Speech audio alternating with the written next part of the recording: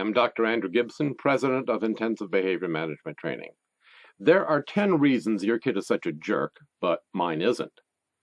I'm going to go over the first 3. If you'd like to know the rest, go to the website and look up the article, 10 Reasons Your Kid is Such a Jerk, but Mine Isn't. Number 1, yours is born that way. You can blame biology, but biology is rarely deterministic, so you can't legitimately use it as an excuse. Biology mixes with experience to form each of us.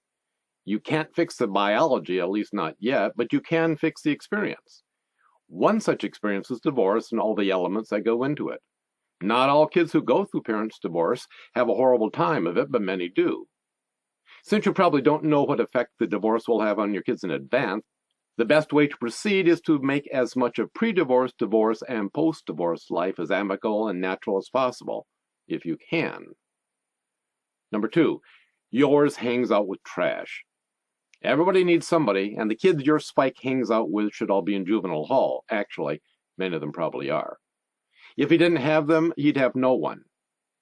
You think that's just fine, but it isn't realistic. Again, we all need somebody. You don't like the effect they have on your kid, and the older your Spike gets, the more likely he will be influenced by them rather than you. The good news is that the more you learn about parenting kids like Spike, the more he will give up this group and gravitate upwards on the scale of social mobility.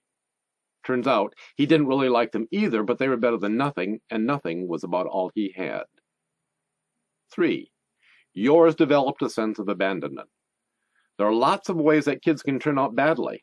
Most of them are unintentional. Large families invariably produce serious tensions and therefore serious maladjustments.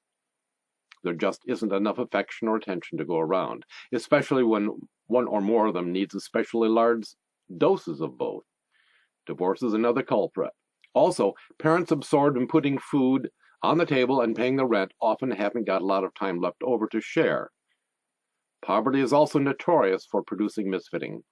Death in the family or adoption are 2 more conditions. The list goes on and on. None of these is inspired by wickedness or selfishness.